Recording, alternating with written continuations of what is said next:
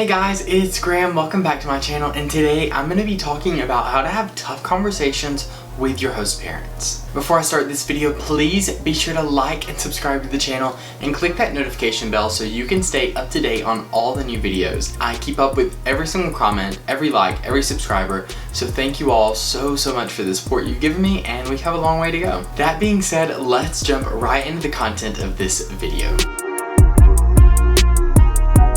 Today's video is going to be how to have these tough and or awkward conversations with your host parents. As an au pair, unfortunately, there will come some times where you have conflicts with your host parents or your host kids, and you're going to have a difficult conversation here or there to resolve those conflicts and to keep the relationship running smoothly. Being an au pair is a really unique and sometimes awkward position to be in, because you're kind of like an employee but you're not really an employee, and you're kind of like a family member but you're not really a family member. So you're trying to navigate this awkward gap between being an employee and being a member of the family, and I think sometimes it can just cause some really awkward situations that call for some conflict resolution skills. I've laid out kind of a 4-step method that you can use, a method that I've used in the past that's going to help you have these difficult conversations with your host parents and seek a solution that you both enjoy. I do have to add, I've really done my research on this. I'm kind of a nerd about conflict resolution, so there's a book that I highly suggest if you're interested. It's called Never Split the Difference. I'll link it down below. I'm not paid to say that.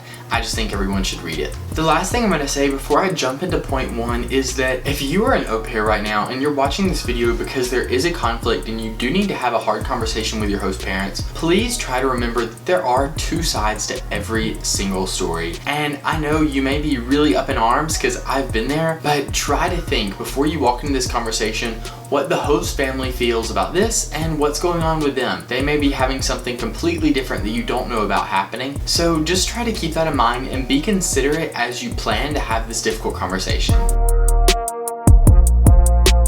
So now that I've gotten the intro out of the way, let's jump right into the 4-step method. And the first step is to formulate an agenda, or kind of come up with a plan. Essentially, this part of the process is going to be you figuring out what the problem is, how to say it, and why it's a problem. I think oftentimes, just as people, our problems are hard to vocalize and they're hard to share with other people because they're personal, they're our problems. So you need to figure out how you can share with your host family what the issue is. Some questions you need to ask yourself are, what is their role in this? How long has it been happening? And why is it a problem? I've personally had to have 2 really difficult conversations with 2 different sets of host parents, and the first one went really well, the second one did not go so well. So I have gotten to practice this method, and this is the same exact method that I used with my first host family, and everything went really well afterwards. So this is tried and tested, and today I'm going to be kind of walking you through each step and showing you how I used it to kind of give you a better idea of how you can use it. Think back to earlier in the video when I told you that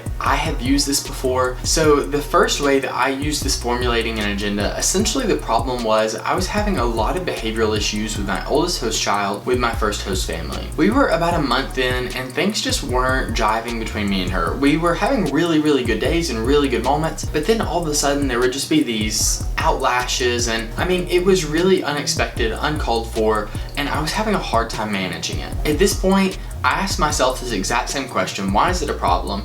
And the answer I came up with was, it's making my life more difficult just because she won't listen to me and wouldn't respect what I was having to say. Like I said, it had been going on about a month at this point, so I did think that I had sufficient time to think it over and decide that it really was a problem. But back to the point, after you've asked yourself what the problem is, you need to figure out what the solution is. A big question you should ask yourself is, what is the end goal? Before you ever step into that difficult conversation with your host parents, you need to have an idea in mind of what you want to see by the end of that conversation, or what you want to see accomplished. In my case, I wanted Kiara, my oldest host child, to respect me more and to listen to me. That was my end goal. So you need to think of what the solution is for you and figure out how to share that with the host parents. So to sum up the first point, the big things you need to do are figure out why is it a problem, how you can share that it's a problem, and come up with a solution. The second step in the 4-step process is to practice the conversation. Now, of course, you can't practice the conversation with host parents, but you can practice with a friend or a family member, or even in the mirror, just going over what you want to say to them and kind of figure out your phrases, figure out your terminology, just to have an idea in your head before you step into the conversation. I'm sure you've been in an argument before, or another difficult conversation, to where you step in it with all these things and then your mind just went completely blank. So that's what we're trying to avoid here when we practice, and hopefully via practice and kind of repeating this, you'll have it more solidified in your mind to where you can just go into the conversation, say your piece how you want it, and then wait for them to respond. The big thing that you have to think about when you're practicing is try to figure out a way to phrase your questions so that they're not offensive to the host parents. If you start to accuse them of things, and if they feel like they're being offended, they're going to put up a wall and just shut you down. So the goal is to keep it relatively peaceful and non-confrontational so you can both work together to find a solution. In my story, when I was trying to figure out what I was going to say to my host parents, I called my mom back home and I just kind of ran over what I wanted to say to my host mom. She gave me some critiques and kind of encouraged me a bit, and then that gave me, I think, a better idea of what I needed to actually have that conversation.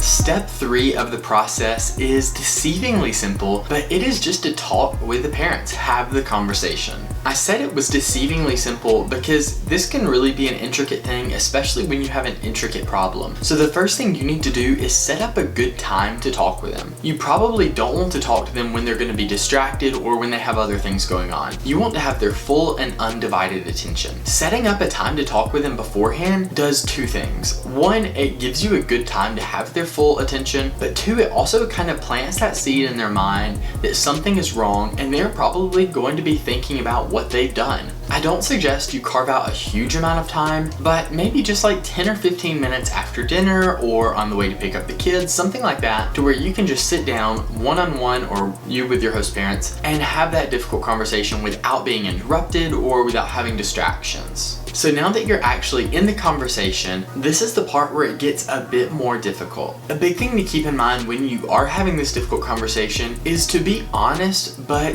don't be pushy and don't be rude. Like I said earlier, if you become accusative or if you kind of start firing at them, they're probably going to put up a wall and fire right back at you. So I would suggest that you keep the conversation very, very peaceful, try to keep it non-confrontational, and just tell them the truth. I mean, be honest, but also don't back down. A phrase we say here in the South is stick to your guns, which means hold on to what you're saying. Don't back down, don't become scared. So say your piece, but also don't go overboard and just start attacking them or rambling on. During the conversation, they're probably going to have a perspective too, because just like I said at the beginning of this video, every story has 2 sides. So give them ample time to explain themselves and have a conversation with you.